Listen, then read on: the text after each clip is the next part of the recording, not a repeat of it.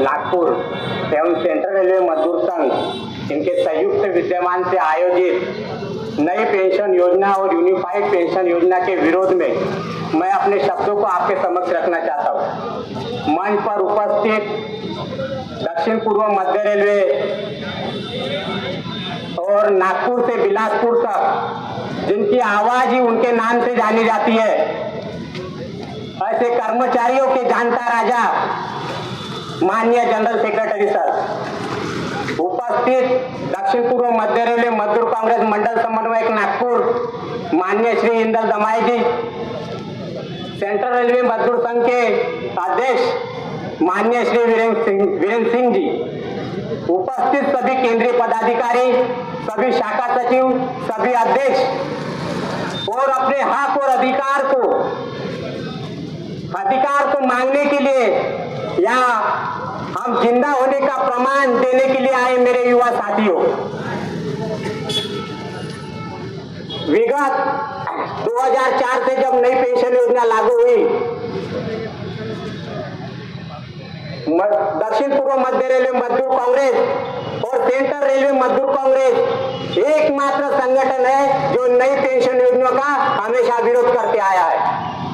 और मैं इनको युवा साथियों के तरफ से धन्यवाद देता हूं कि देश में ऐसे अनेक संगठन है, लेकिन वो सिर्फ व्हाट्सएप पे नई पेंशन योजना का विरोध कर रहे हैं, सिर्फ व्हाट्सएप पे यूनिफाइड पेंशन योजना का विरोध करते हैं। लेकिन आज तक 2013 से जो नए कर्मचारी लगे, उन्होंने आज तक कभी देखा नहीं कि मंडल प्रबंधक कार्यालय के सामने उन्होंने कोई धरना दिया हो। अपनी मांगों को लेकर मंडल प्रबंधक कार्यालय में कभी गए हैं या उनका कभी जिंदाबाद मुर्दाबाद किए?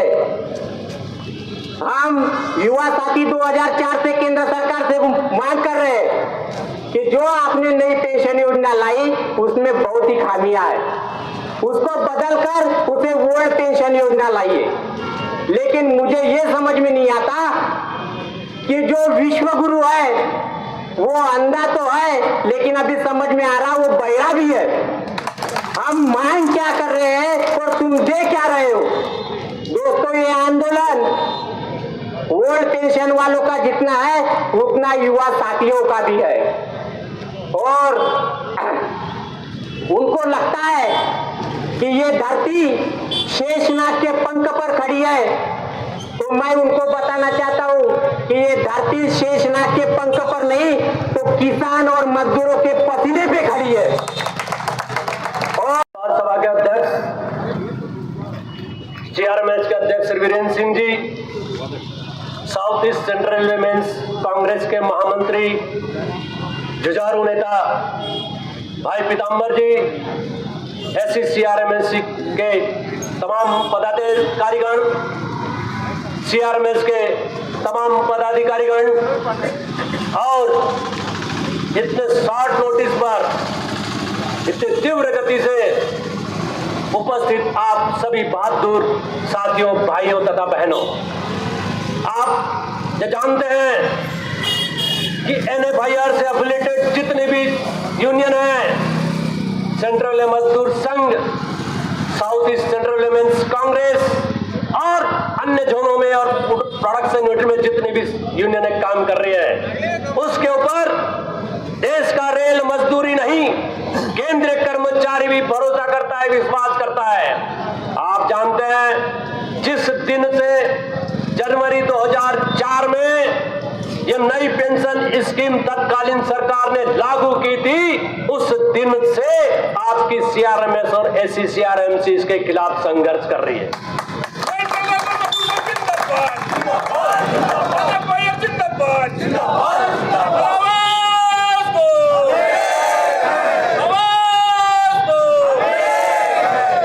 ये इतिहास के स्वर्णाक्षरों में इतिहास में वर्णित है और इतिहास को कोई मिटा नहीं सकता।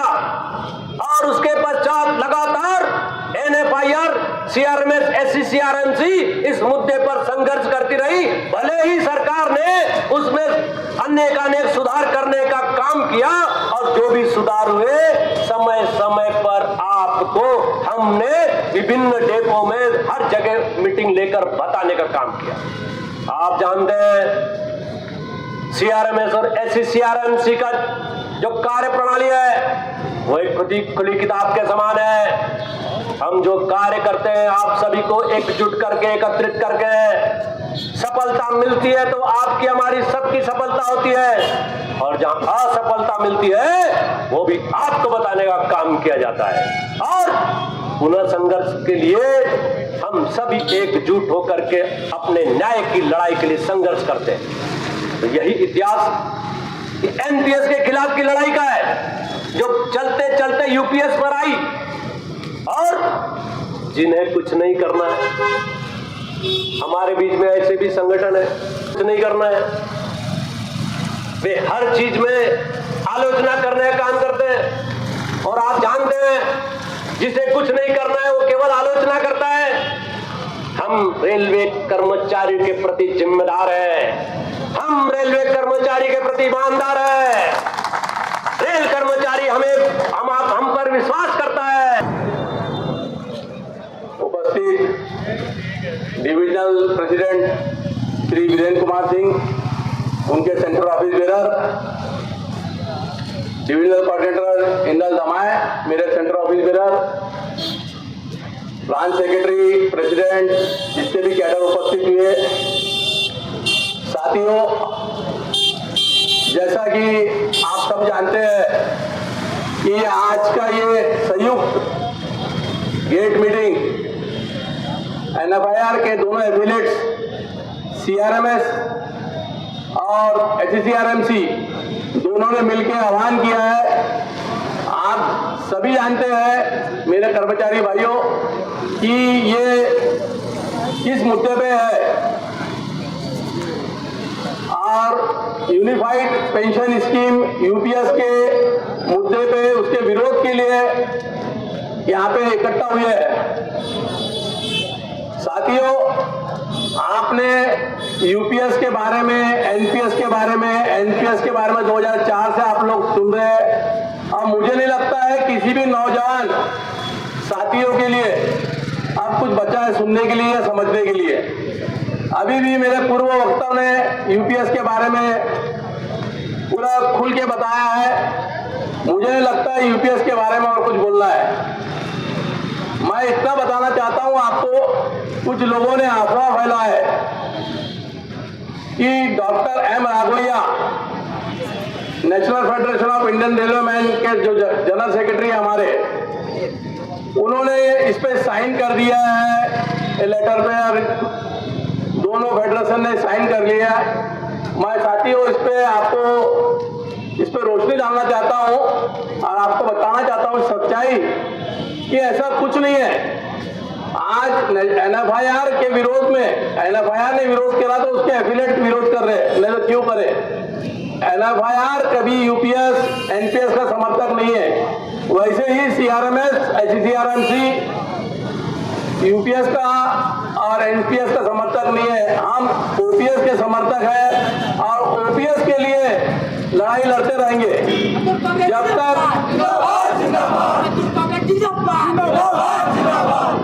जब तक हम अपने युवा साथियों को इंसाफ में दिलाएंगे। इस ओपीएस वाली लड़ाई में ओपीएस जब तक हम दिलाएंगे नहीं, जब तक हम नौजवानों को लेके लड़ते रहेंगे। मैं प्रधानमंत्री के आह्वान पे, जैसा आप जानते हैं प्रोटोकॉल रहता है, दोनों फेडरेशन लीडर को बुलाया गया है और इसमें एक मॉरल रिस्पॉन्सिबिलिटी और एक नैतिक जिम्मेदारी रहती है दोनों फेडरेशन के लीडर की। उसी में हमारे लीडर ने वहां पे प्रधानमंत्री के आह्वान पे वो मीटिंग अटेंड की है और उसके बाद तुरंत में विरोध भी किया है तुरंत में कि इसमें बहुत सारे मुद्दों पे हमें आपत्ति है और उसका विरोध किया है।